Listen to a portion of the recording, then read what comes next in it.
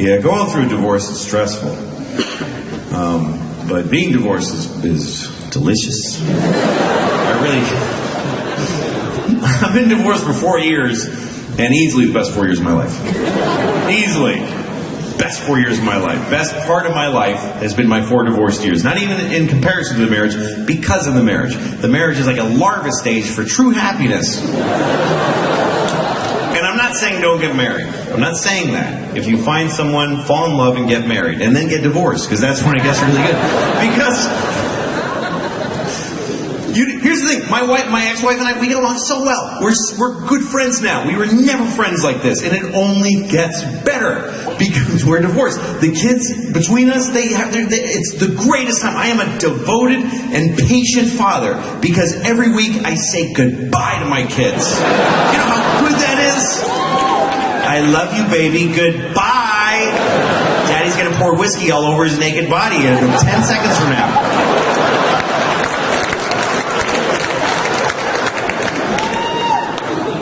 And it only gets better, because divorce is forever. Marriage is for how long you can hack it. But divorce just gets stronger like a piece of oak. Nobody ever says, oh, my divorce is falling apart, I gotta get out.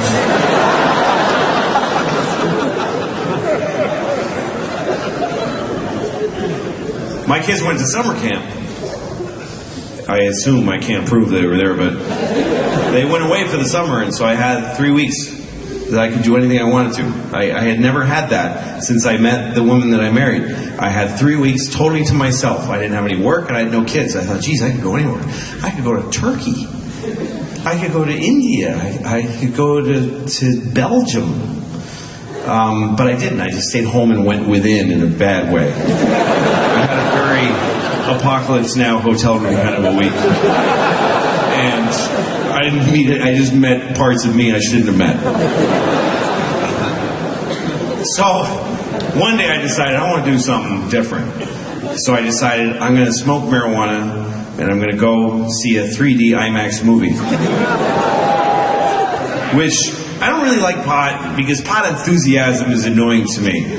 Pot people are, I got a new kind of pot. I don't give a shit. They should legalize it. No, they shouldn't. It's not worth the fucking trouble. Why should we put on ties and make real grown-up legislation so you can get fucked up? It's not worth it. Spin around. I'll drink some schnapps. I don't really give a shit.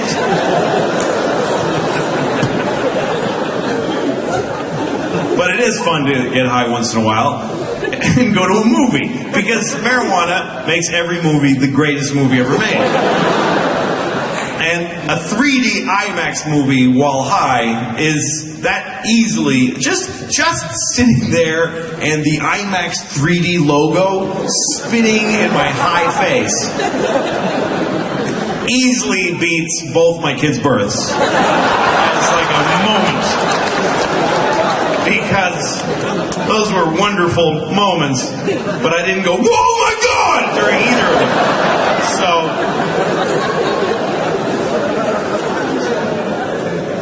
I always have trouble getting high though, because like I had to go to the movie theaters 10 blocks from my apartment. I'm like, okay, I gotta get high at home, because you can't smoke pot in New York City anymore. There's no 1970s in New York. There's no barrel on fire with some guys around it. Take it back. All right on, CKT, yeah!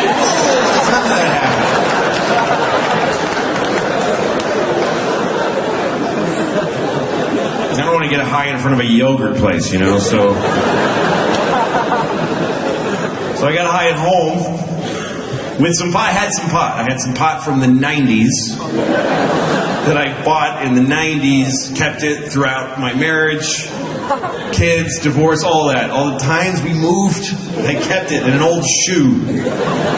I kept it all those years. We'd be moving to a new house, all these boxes going in, and just me with my shoe. So I finally smoked it. I got way too high. I'm walking down Broadway in New York City. There's just people. I was so scared. I'm like, I don't know how to do this. At one point I realized, oh, I have my phone. I was so excited because it was the first time that I was high since phones. I realized, oh my God, it's so cool you could have a phone. Because then you can just go like this. And you don't have to worry about it. You just walk like this. You're just dude on the phone. It's like a cloaking device. Without the phone, you got to be a total 360 kind of a guy. You got to have a whole making blinking choices and stuff. You got to. It's really hard work. You got to account for yourself. But with a phone, you just walk. And then I realized I should talk. I can't just. So I started talking and I realized, oh my God, how liberating is that? Walking down the street high as fuck. And just going, oh yeah, I can say whatever I want. Nobody cares. Nobody's looking at me even though I'm talking to myself. Without the square on my face, I can't walk around like this and go, hey, I'm talking. I'll get tased or something. You can't do that. I didn't even want to go to the movie. I'm just standing in the corner going, ha ha ha ha! Oh, yeah! You realize what a huge license that is? Anytime in your life, you're in an airport, anywhere, you can just put a thing on your face and just go, yeah! Yeah, I know! No one cares. These things have really changed everything. These things took away hello and goodbye. No one says hello anymore, because you know who it is. Hello was for when it was just a black piece of plastic. And you didn't even know if it was for you. Hello? It's just a way of saying, hey, where's the thing starting? Hello? Hi, is Mike there? Nobody says that anymore. That would make no sense. Somebody called you, is Mike there? What am I here? What are you talking about?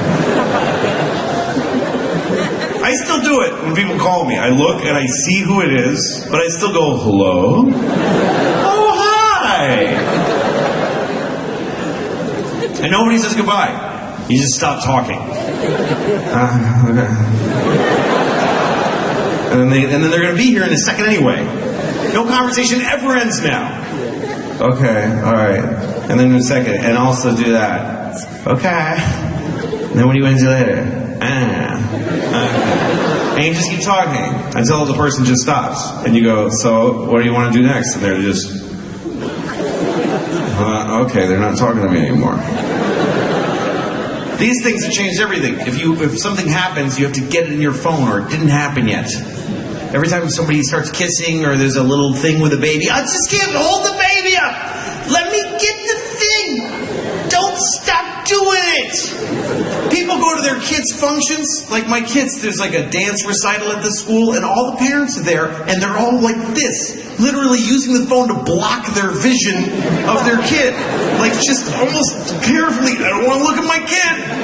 I want to look at a tiny, shitty electronic version of my kid. What are you look? Just look at it, put it down. The kid, the resolution on the actual kid is unbelievable. The megapixels on their face. What are you taping the thing for? It's not a good show. That's a shitty show. That's not the point. What, are you going to watch it later? Really? What parent is going to spend their free time away from their kids? Let me watch that dance down. Let me stand here and watch that dance. You're not going to watch it. You just post it on your page to prove that you have kids and you go to their shit. So that everybody can just go, oh my God, that's so cute!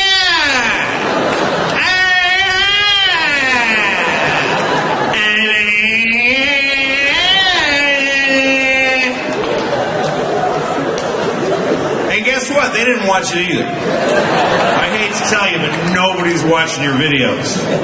They just see the first frame of a kid and they go, I can't.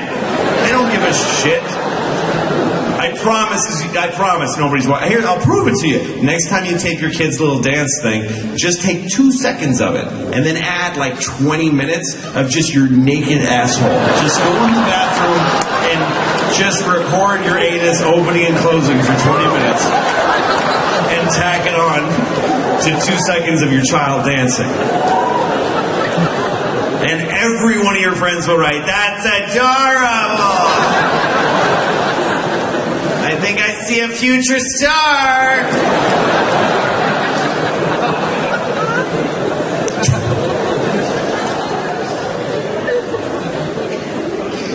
That's what I refer to my anus as, my future star. That's right, baby. You just put it all the way up in my future star.